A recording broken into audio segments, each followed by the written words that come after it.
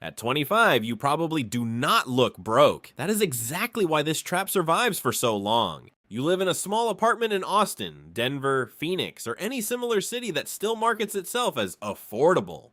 Your paycheck lands every 2 weeks like clockwork. Rent clears automatically. The car payment clears. Groceries get bought. You still go out on weekends. Nothing on your banking app screams disaster. No collections agency is calling. No one around you would call you a financial failure, so you assume nothing is seriously wrong. That assumption is the first and most expensive mistake you will ever make in America. Financial decline in this country rarely begins with visible chaos. It begins the moment your life becomes stable enough that you stop questioning whether it is actually building anything at all. You are not in crisis, you are financially undefined. And financially undefined is far more dangerous than being broke. A person in crisis at least gets urgency for free. A financially undefined person gets comfort, routine, auto pay, and the slow, polite erosion of their best compounding years. Picture this. Friday night you open the banking app. The number looks acceptable, maybe a few thousand sitting there. Tuesday, the rent hits. Wednesday, the credit card autopay clears. Thursday, the insurance premium. Friday, the random Target run, the DoorDash receipts, the gas, the forgotten Netflix Prime Spotify bundle. Nothing looks reckless. Everything looks normal.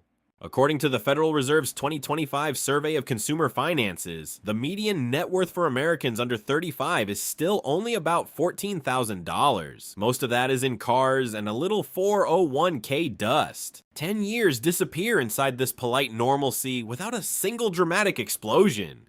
This is the central lie of middle-class American adulthood. If nothing is exploding, you must be doing fine. It produces millions of people who look responsible, sound responsible, file their taxes on time, contribute to retirement, pay every bill, and still never build enough real ownership to buy back their time.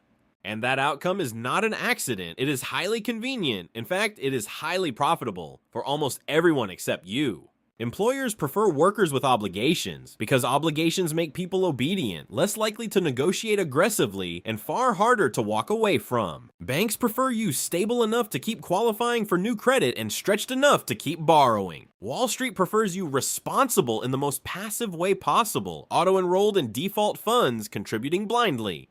Real estate benefits enormously when adulthood is measured by how quickly you absorb a bigger mortgage.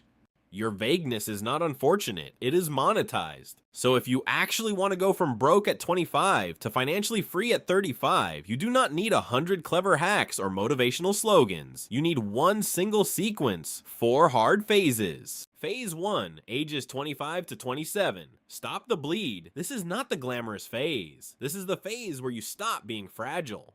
If one car repair, one emergency room visit without great insurance, or one bad month can push you back into high-interest credit card debt, then your problem is structural weakness. By the end of this phase, the picture becomes concrete and measurable. Consumer debt is dead or close to zero. You have a real cash buffer of 3 to 6 months. A surprise expense no longer erases the entire year. The moment you stop bleeding, the first dangerous misunderstanding appears. Your brain wants relief. You start telling yourself you have finally earned a little convenience. Most people mistake the end of fragility for the beginning of wealth. They have not built wealth. They have merely stopped dying quietly. Phase 2, ages 27 to 29. Increase income hard enough to change the math. Once the leaks are controlled, the real bottleneck is no longer coffee. The bottleneck is income. Trying to budget your way to freedom on $60,000 a year is a slow, respectable form of financial suicide. You stack skills that actually command higher pay. You negotiate harder. You change roles the moment the ceiling becomes obvious. By the end of this phase, your salary has moved from survival money toward capital production. And then America immediately hands you the reward package specifically designed to neutralize everything you just built. A raise lands on Friday. By the end of the month, you are sitting in a new car at the dealership.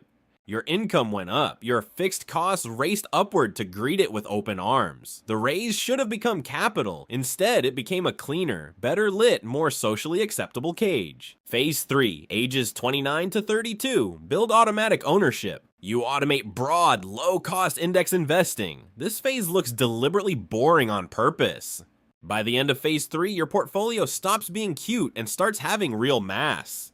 And that is exactly when the sales pitch changes from survival to prestige. Phase 4, ages 32 to 35, convert ownership into optionality. This is where the entire plan either becomes real or reveals itself as expensive theater. You are no longer trying to look successful, you are trying to become difficult to command. Your investments, cash reserves, and productive assets now need to cover enough of real life that work stops being your only oxygen source. The freedom number is no longer abstract math. Using the classic 4% safe withdrawal rule, if your annual spending is $80,000, the target sits around $2 million. If lifestyle creep has quietly pushed your spending to $140,000, the target jumps toward $3.5 million. Same career, same decade, completely different prison. Look at two 38-year-olds who both look responsible from the outside. The first has the nice house in the good school district, 2 financed cars. That is not freedom. That is a long, respectable runway to age 67 dressed up as success. The second person looks noticeably less impressive. Smaller house, significantly lower fixed costs, but getting genuinely close to optional. Both paths looked adult and responsible for 10 straight years. Only one path was ever escaping. 10 years will pass either way. By 35, both versions of you will probably look responsible.